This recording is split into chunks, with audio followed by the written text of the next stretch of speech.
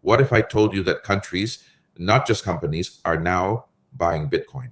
Eric Trump recently claimed that the UAE and other nations are actively adding Bitcoin to their treasuries. Whether you agree with him or not, this raises a serious question.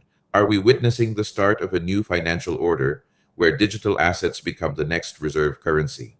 Let's listen to what he said, and then I'll share my take on why this moment might redefine global economics.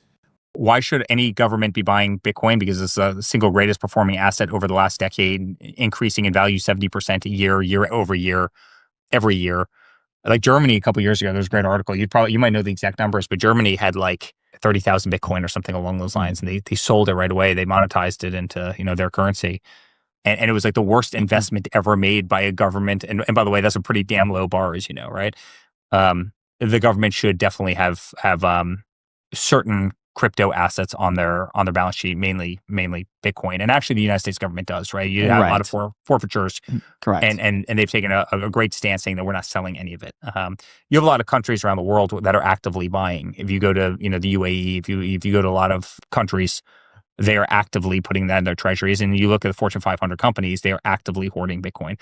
The biggest families, the biggest companies, countries, sovereign wealth funds, and individuals are all hoarding Bitcoin, right? It's why it's been as explosive as it is. And it's funny, people are like, oh, well, Bitcoin's down like 3% now. It's like this time last year, Bitcoin was at like 55,000 or 60,000 roughly.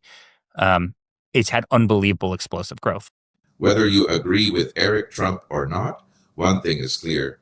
Bitcoin has become more than an investment. It's a statement of sovereignty.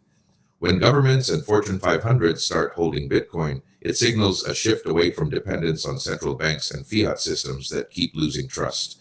For a decade, Bitcoin has outperformed every major asset, not because it's perfect, but because it's independent. The UAE and others buying it aren't just chasing returns. They're hedging against a future where monetary control equals geopolitical power. So maybe the real question isn't why governments are buying Bitcoin.